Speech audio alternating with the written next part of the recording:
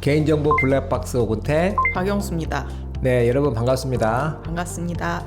네, 저희가 이번에 개정된 개인정보보호법 중에서 많은 이슈가 될 개인정보보호법 15조 제1항 4호에 관련해서 한 몇 차례 한번 영상을 찍었던 것 같아요. 네. 네, 이제 가장 궁금한 거는 아직까지 개인정보보호법 해설서가 나오지 않는 상황에서 과연 15조 제1항 4호 이 계약의 범위를 어디까지 보고 어떤 유형이 동의를 안 받아도 되는 것이냐 라는 측면에서 저희 구독자분들도 질문도 주셨고 해서 법률적으로 이 계약에 대한 좀 범위를 좀 해석해 보려고 준비했습니다. 네.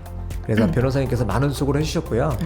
일단은 법률적으로 이 계약을 우리가 어떻게 이해해야 될지, 그리고 그 이해한 걸 기반으로 그러면 15조 제1항 4호를 해석함에 있어서 우리가 어떻게 적용해야 될지 좀 설명을 해드리는 시간을 갖도록 하겠습니다. 네. 저희도 지금 계약과 관련한 질의가 되게 많이 들어오고 있는 그렇죠. 상황이잖아요. 네. 그래서 설명을 한번 드려야겠다고 생각은 하고 있었는데 이 개념을 설명드리려다 보니까 설명이 너무 어려울 수 있을 것 같아서 어떻게 하면 좀 쉽게 설명을 드릴 수 있을까 연구하느라 촬영이 조금 늦어지게 됐는데요.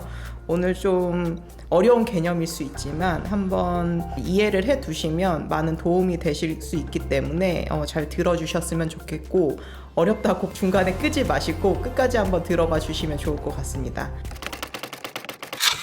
일단 그만 계약의 개념은 저번에 이제 말씀을 드렸듯이 민법을 한번 쫓아가 봐야 돼요. 그래서 민법에 이제 계약과 관련한 내용이 있고, 변호사들은 민법 총칙 부분에서 이 계약에 대한 내용을 다뤄요. 그래서 그 내용을 좀 정리를 해서 말씀드리도록 하겠습니다. 계약이란 정의를 살펴보면 이제 민법의 계약이 뭐다 이렇게 나와 있지는 않지만 교과서들에 많이 나와 있거든요. 그래서 그 내용을 살펴보면 계약의 정의는 사법상의 일정한 법률 효과 발생을 목적으로 하는 당사자의 합의라고 되어 있습니다. 여기서 이제 유의해서 보셔야 될 거는 법률 효과라는 부분과 당사자의 합의에 대한 부분이에요. 근데 정의만 듣고 보면 너무 어렵거든요. 네, 어려워요. 그래서 이제 비교 개념까지도 설명을 드리려고 합니다. 여기서 아까 이제 두 가지를 중점적으로 봐야 된다고 말씀을 드렸잖아요. 이제 첫 번째는 법률 효과, 그리고 두 번째는 이제 당사자 합의, 이걸 이제 계약에서 좀 주요적으로 보셔야 될 것 같은데, 그러면 이제 법률 효과가 뭐냐, 이 부분을 이제 살펴보도록 하겠습니다. 계약이라는 거는 민법상 이제 법률 효과를 발생시키는 한 유형이라고 생각해 주시면 돼요. 그냥 법률 효과를 발생시키는 게 이제 법률 행위고, 그 법률 행위의 유형으로 세 가지를 이제 민법에서 보고 있거든요. 첫 번째가 이제 여기 계약이고, 두 번째는 이제 단독행위, 세 번째는 저희가 합동행위라고 얘기를 하는데, 합동행위는 많이 사실 보실 일이 없을 것 같아서 오늘 여기서는 생략을 하고 이제 단독행위와 이제 계약의 개념을 한번 살펴보려고 합니다. 계약은 아까 사법상의 일정한 법률 효과를 목적으로 하는 당사자의 합의라고 말씀을 드렸잖아요. 단독 효과는 다른 점이 있어요. 여기선 계약은 당사자의 합의가 필요하지만 단독행위는 상대방의 동의나 승낙이 필요하지 않은 일반적 의사표시로 성립되는 행위를 말합니다. 뭐 예를 들어서 뭐가 있을까요? 저희 민법에서 예시하고 있는 단독행위의 예시는 대표적으로 이제 권리의 포기나 유언 같은 거를 이제 예시로 들고 있습니다. 그러면은 계약 관련해서도 이제 예시가 궁금하실 수 있잖아요. 그렇죠. 아까 봤을 때 이제 법률 효과 발생을 목적으로 한다고 했으니까 목적을 살펴보면 될 것 같은데요. 보통은 이제 물권, 채권 이렇게 얘기를 해요. 그래서 물권 같은 경우에는 저희 물건의 이동, 그러니까 물건이 A에서 B로 넘어가는 게 물권이라고 생각을 하시면 되고, 뭐 부동산 같은 거겠네요? 네, 일종의? 맞습니다. 네. 그런 것들을 생각하시면 되고, 이제 채권 같은 경우에 이제 대표적인 게 예를 들어서 뭐 고용계약, 뭐 운송계약 이런 것들이 채권 중에 하나로 이제 보시면 좋을 것 같습니다. 어쨌든 계약은 결국은 당사자와의 합의를 전제로 한다. 그죠? 이런 형태가 계약의 어떤 정의에 네. 볼 수 있다. 네. 이렇게 해석하면 되겠네요. 그죠? 지금 민법상의 이제 계약의 정의를 설명해 주셨는데요. 네. 좀 더 이제 응용을 해서 예를 들어서 채용한다면 네. 이 부분 지금 제가 잠깐 그 개인정보보호법 15조를 읽어보면 네. 15조 제1항 4호에는 정보 주체와 체결한 계약을 이행하거나 계약을 체결하는 과정에서 정보 주체의 요청에 따른 조치를 이행하기 위해 필요한 경우 이렇게 나와 있거든요. 네. 그러면 채용을 우리가 이제 적용시켜 보면 채용하에 또 계약한 게 아니니까 네. 계약을 체결하는 과정으로 네.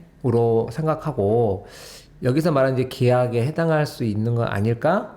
이제 이력서를 낸다고 했을 때 네. 이제 채용을 해서 이력서를 낼 행위 자체가 계약을 체결하는 과정으로 보고 15조 제1항 4호로 볼 수 있는 거 아닐까? 이렇게 이제 생각이 되는데 이 부분에 지금 이제 설명해 주셨던 민법에 정의한 계약의 정의에 따라서 한번 해석해 주시면 좋을 것 같습니다. 네, 지금 법리 자체도 수학 공식과 비슷하거든요. 그래서 앞서 설명드렸던 법리를 바탕으로 이제 아까 질의 주신 채용에 대한 설명을 한번 해보겠습니다. 그래서 계약의 정의를 다시 돌아가 보면 계약의 정의는 이제 사법상의 일정한 법률 효과를 발생을 목적으로 하는 당사자의 합의라고 말씀을 드렸잖아요. 네. 여기서의 그러면은 채용은 어떤 법률 효과를 발생을 목적으로 하는지 생각해 보면 그러니까 종목적으로는 이제 근로 계약을 맺기 위한 과정에 있는 것이 이제 채용이고 그러면 여기서의 이제 또 문제되는 점은 아까 말씀해 주신 대로 계약의 이행이나 계약 체결 과정인데 그러면 계약 체결 과정에 채용이 이제 들어가느냐에 대한 부분이잖아요. 그러면 여기서 또 문제되는 거는 계약 체결 시점이 언제부터 이루어지냐를 한번 살펴봐야 될 것 같거든요. 네. 근데 이 부분도 조금 제가 쪼개서 생각을 해보면 네. 근로계약은 여러 단계로 이제 이루어지잖아요. 네. 첫 번째는 한 당사자가 내가 이제 이 회사에 지원을 하겠다는 채용 의사를 지원서를 내는 단계가 있고, 그렇죠. 그 이제 지원서를 받아서 이제 합격자를 지정을 하는 시점이 오고 합격자 이제 발표가 나게 되면 이제 OT 같은 데 가서 회사랑 이제 근로계약 체결을 하는 단계가 있거든요. 그렇죠. 근데 채용 단계는 그러면 계약은 아까 이제 근로계약이라고 말씀을 드렸잖아요. 네. 그러면 근로계약 체결의 시점은 어디서부터 봐야 될까? 이 부분을 한번 봐야 될 것 같아요. 근데 제 생각은 합격자 발표가 일어나기 전에는 계약 체결이 아직 일어나지 않았다. 이런 생각이 들어요. 잠깐만요. 네. 그 변호사님 말씀을 좀 정리해 보면 지원서를 내는 단계는 네. 민법에서 말하는 계약의 단계로 보기는 어렵다. 그죠. 그 대신 지원서를 내고 난 이후에 합격자에 한해서 이때부터 우리가 이제 계약으로 해석할 수 있는 거다. 이 말이네요. 네. 그렇게 이해하면 될까요? 맞아요. 근데 제가 되게 좁게 해석한 걸 수도 있지만 이거에 그래서 저번에 말씀드렸듯이 계약의 범위는 상당히 넓게 일어날 수가 있어요. 해석에 따라 달라질 수 있다고 생각이 되거든요. 근데 제가 이제 아까 이제 말씀드린 법리적으로 살펴봤을 때는 이제 채용 단계에서도 이제 계약의 범위로 볼 수 있는 단계가 두 단계인 거죠. 첫 번째는 채용 단계에서부터 이제 계약 체결로 볼 수도 있고, 두 번째는 아까 합격자 통보가 나고 나서 근로계약서를 작성하는 시점에 왔을 때 이제 계약 체결의 과정에 있다 이렇게 볼 수도 있다는 제 의견입니다. 헷갈립니다. 더 오히려. 되게 잘못했어요. 네. 채용이라는 우리가 하나의 이제 업무에 기반해서 지원서를 내잖아요. 지원자들이. 그러면 지원서를 때 신청서가 있을 거고 이때 동의를 받아야 되느냐 받지 않아야 되느냐. 동의를 받아야 된다고 하면 15제1항 1호를 따라갈 것이고 동의를 받지 않는 경우라면 15제1항 4호를 따라갈 것인데 지원서를 내는 단계부터 계약을 체결한 과정을 인정해 줄 거면 이게 동의 받지 않아도 되지만 그렇지 않다면 동의를 받아야 된다. 이렇게 이제 결론을 내야 되는데 아까 이제 민법상의 계약이라는 전제를 해서 법률의 효과와 당사자 간의 합의라고 말씀해 주셨잖아요. 그렇다면은 법률의 효과가 발생하는 이 최종적인 목적은 이제 근로 계약을 하는 건데 이런 일련의 과정, 그러니까 지원서 내는 과정부터를 계약으로 볼 것이냐? 아니다. 지원서 내는 과정은 아니다. 합격자 여부를 결정하고 나서 계약을 체결하는 단계부터 뭔가 또 수집을 할 텐데 그때 수집부터가 15조 제1항 4호에 적용되는 범위다. 이 부분을 좀 명확히 얘기해 주시면 좋을 것 같아요. 채용의 의사만 하고 합격자 발표가 나기 전까지는 제가 근로계약이 체결될지 아닐지에 대한 여부가 불확실하고 근데 합격자 발표가 나고 나서는 이제 근로계약서를 실질적으로 이제 작성을 하니까 그때부터는 이제 계약 체결 과정에 이르렀다고 보기 적절하다는 생각인 거죠. 그러니까 변호사님 의견은 지원서 내는 단계는 또 계약으로 보기는 어렵다. 합의가 있다고 보기가 어렵잖아요. 합의가 이게 있다고 일방의 보기 어렵다. 당사자의 그 지원 의사는 있지만 한 당사자가 내가 이 계약을 체결하겠다는 확정적인 의사가 없는 상황이잖아요. 합격자가 발표된 후에는 나도 이제 계약을 맺겠다는 의사가 있는 거고 이제 지원을 한 사람도 그 자리에 있기 때문에 당사자의 합의의 시점에 이르렀다 이렇게 볼 수 있는 거죠. 아마 이 영상을 보시는 분들은 이런 개념을 처음 들으셨을 것 같아요. 그렇죠. 왜냐하면은 지금 개인정보보호법 개정 안내서에도 이게 채용 과정에서는 동의 안 받아도 된다 이렇게 또 안내서 해석이 좀 나와 있긴 하거든요. 지금 이제 그 내용과 지금 변호사님 말씀 내용은 약간 상충되거든요. 물론 변호사님 의견이 100% 맞다 이건 아니지만 일단 이런 변호사님 의견도 무시할 수 없는 이유가 이게 이제 민법에 따른 계약에라는 어떤 정의를 봤을 때 당사자와의 합의를 전제로 하는 건데 지원서는 내가 지원하는 거니까 합의 전제가 있다고 보기에는 좀 어려울 수도 있다는 견해네요. 그죠. 회사 입장에서는 아직 합의를 이룰지 말지를 결정하지 않은 단계잖아요. 합격은 이제 되면 너 우리 채용할 거야. 합의가 이제 서로가 이제 이루어지는 단계다 보니까 합격 이후에 수집하는 부분은 명확한데 그죠. 채용 단계에서 지원서 내는 단계는 계약으로 해석하기는 좀 더 고려해야 된다. 맞습니다. 뭐 이렇게 이해가 되네요. 네, 그때 이제 제가 말씀드렸듯이 그래서 계약의 범위는 해석될 여지가 되게 넓고 그렇기 때문에 이제 보호위의 해석을 한번 기다려 봐야 된다 이렇게 말씀을 드렸는데 그 중에 하나가 사실은 그 가이드라인이 될 수도 있는 거고 거기서는 계약의 범위를 넓게 봤다 이렇게 해석을 할 수도 있을 것 같은데요. 그러면 그러한 범위가 다른 계약의 유형에도 그대로 적용될지는 좀 불분명한 것 같아요. 그래서 이런 것들에 대한 부분을 좀 정리를 해서 보호위에서 이제 여러분들한테 이제 도움이 될 수 있는 해석을 주면 좋을 것 같다 이런 생각입니다. 네. 사실은 저희가 이번에 이제 준비하면서 고민 되게 많았었잖아요. 개보위에서도 법률 전문가분들이 참여해서 하실 텐데 이분들도 분명히 이제 이 계약에 대한 정의 부분을 모르실지는 않을 것 같아요. 그렇죠?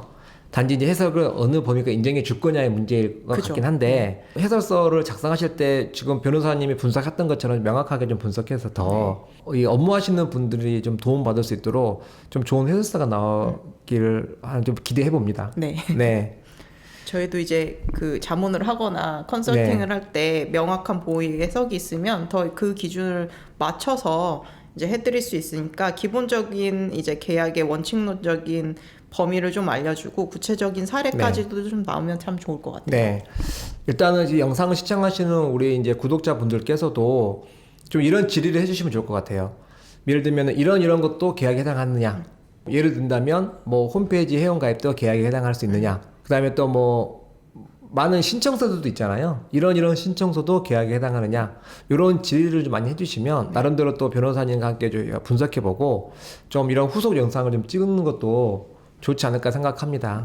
앞으로 이제 9월 15일부로 동의서 부분에 대한 내용들이 시행령 17조에 기반해서 많이 이제 적용되다 보니까 많이 혼란스럽고 혼동되겠지만 저희 이제 영상 채널을 통해서 좀 같이 소통하고 좀 더 같이 고민하면서 좀 더 정답을 찾아가는 그런 좋은 채널이 되면 좋겠다 싶은 생각도 듭니다.